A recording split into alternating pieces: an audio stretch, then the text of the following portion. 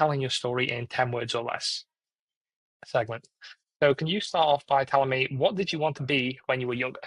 An oceanographer, which I became, and then realised that actually I didn't want to do research, and I wasn't a great researcher. But yeah, Unlike a lot of my guests who are still very much a perspective of that, it's good to hear that you got to that point with that, and even if you did change your field at some point, which I will also highlight that most people, I think, is it two career changes that most people go through in their lifetime, from what I've heard. But next question: how do you want other people to see you? I don't know. That's a real cop out. I would hope that people would see me as someone approachable, um, helpful, and if I don't have the expertise they need, that I can point them towards someone who does.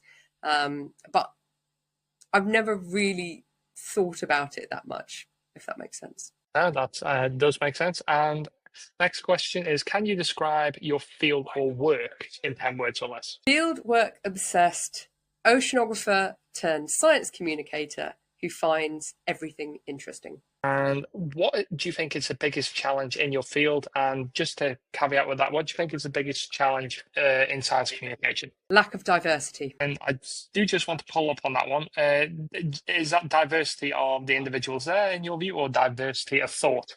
Oh, I can expand. I think particularly social media algorithms prioritize white presenting people and Western communicators in English. And like you say, your response was perfectly clear. It's more just from an area of personal interest, just wanted to probe that one a bit more.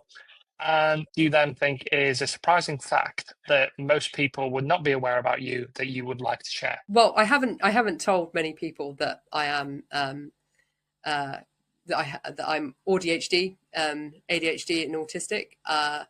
Going back to an earlier question, we were talking about people wanting to have a certain level of anonymity online and finding our niche. And I've seen people really blow up, but then they've been pigeonholed. And one thing I didn't want to do was become someone that was just talking about ADHD and autism, because my experience is my experience. And I have been exceptionally fortunate, again, talking about luck, that my family is incredibly supportive. And I never had to face discrimination from my family. I mean, I didn't get diagnosed until I wasn't making progress with my PhD and I couldn't work out why. And it was because I was undiagnosed.